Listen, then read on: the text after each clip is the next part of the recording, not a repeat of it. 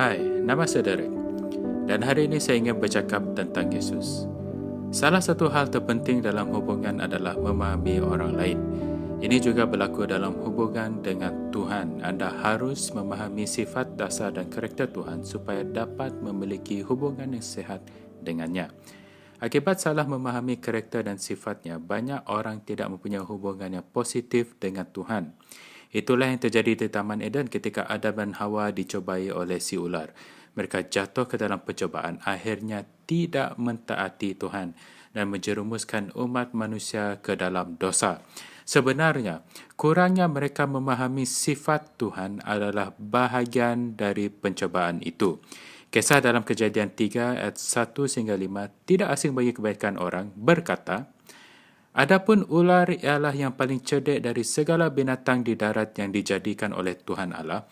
Ular itu berkata kepada perempuan itu, 'Tentulah Allah berfirman, semua pohon dalam taman ini jangan kamu makan buahnya, bukan?' Lalu sahut perempuan itu kepada ular itu, 'Buah pohon-pohonan dalam taman ini boleh kami makan, tetapi tentang buah pohon yang ada di tengah-tengah taman, Allah berfirman, jangan kamu makan ataupun raba buah itu, nanti kamu mati.'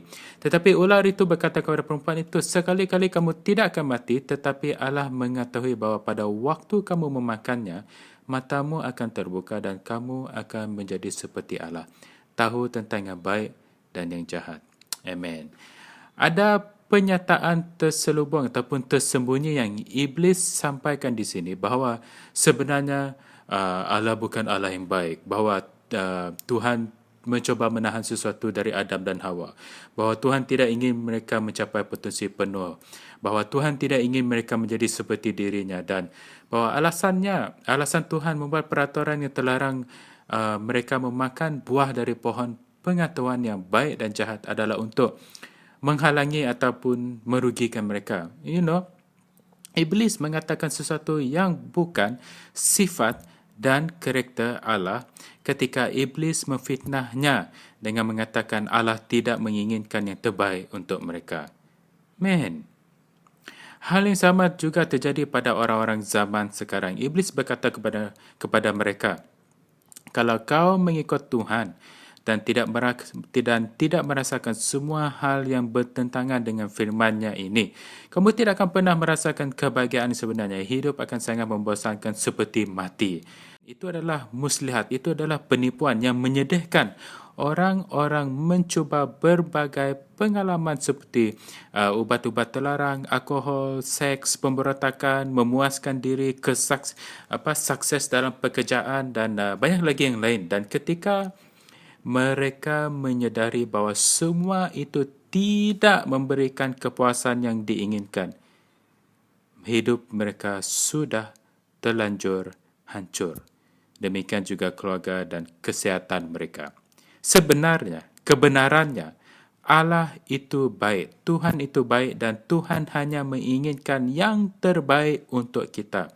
Tetapi iblis mencobai kita dengan percobaan seperti yang digunakannya terhadap Adam dan Hawa di Taman Eden, yang pada dasarnya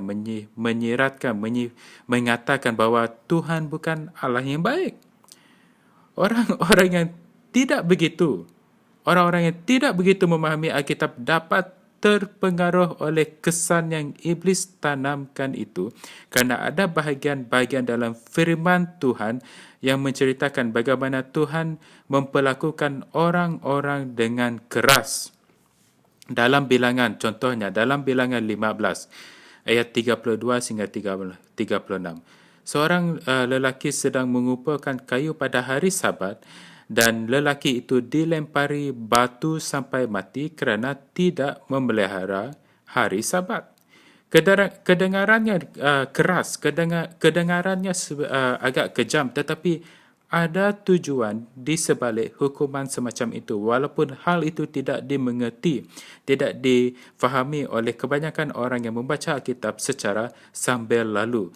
Bila kita menyelidiki Alkitab dengan cermat, jelas bahawa hukum Taurat dalam Perjanjian Lama diberikan supaya dosa yang kita lakukan menjadi nyata dan jelas, seperti yang Rasul Paulus katakan dalam Roma 7 ayat 13. Tujuannya adalah menunjukkan bahawa orang tidak menyedari betapa mematikannya pelanggaran yang mereka lakukan dan bahawa itu bererti mereka sedang menentang Allah, sedang menentang Tuhan. Kesalahan mereka adalah membandingkan diri dengan orang lain dan mengukur perbuatan mereka dengan perbuatan orang lain.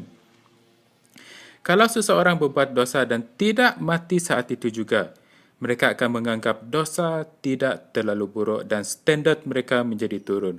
Mereka sudah kehilangan perspektif yang benar tentang mana yang benar dan mana yang salah.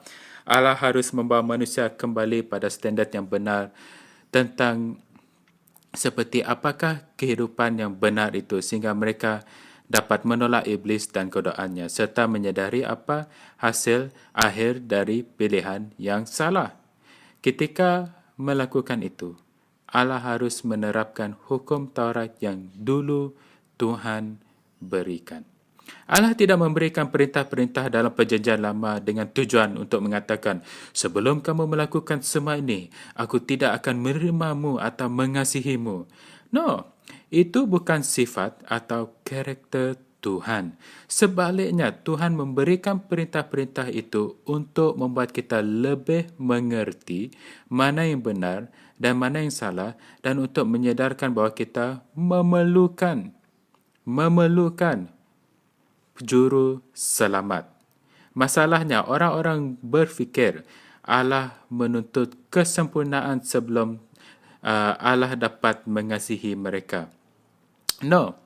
Dan ini membuat banyak orang menganggap kasih Tuhan kepada mereka sangat bergantung pada baik atau buruknya perbuatan mereka. Mereka merasakan bahawa sebelum mereka cuba melakukan segala sesuatu dengan benar, mereka tidak akan diterima oleh Allah. Padahalnya, sebenarnya bukan itu pesan yang Alkitab sampaikan. Bukan itu maklumat ataupun pesanan yang Alkitab sampaikan.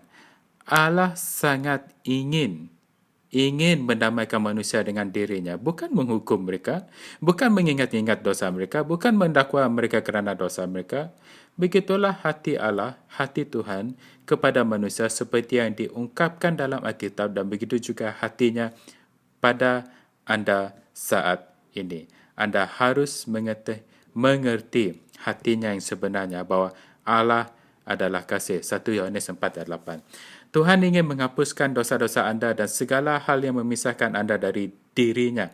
Tuhan sudah melakukannya melalui Yesus Tuhan. Dan sekarang Tuhan menawarkan pada anda hubungan dengannya bukan berdasarkan perbuatan anda, melainkan berdasarkan iman anda dan penerimaan anda bahawa Yesus menanggung dosa-dosa anda. Sekarang anda dapat mempunyai hubungan dengan Allah, dengan Tuhan, apapun kegagalan dalam hidup anda.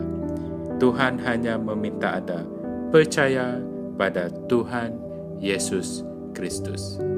Amen.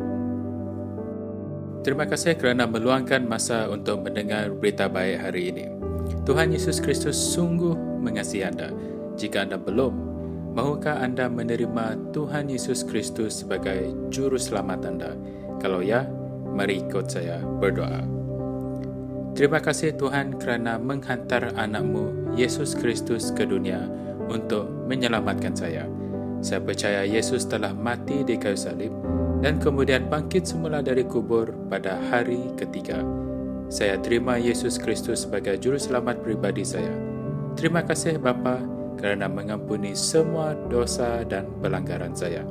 Saya adalah ciptaan baru di dalam Kristus Yesus. Amen. Haleluya, puji Tuhan. Terus mendengar berita baik tentang Tuhan Yesus Kristus di sini. Saya percaya hari-hari yang baik ada di depan anda. Jumpa lagi di rancangan khotbah seterusnya. Tuhan berkati anda.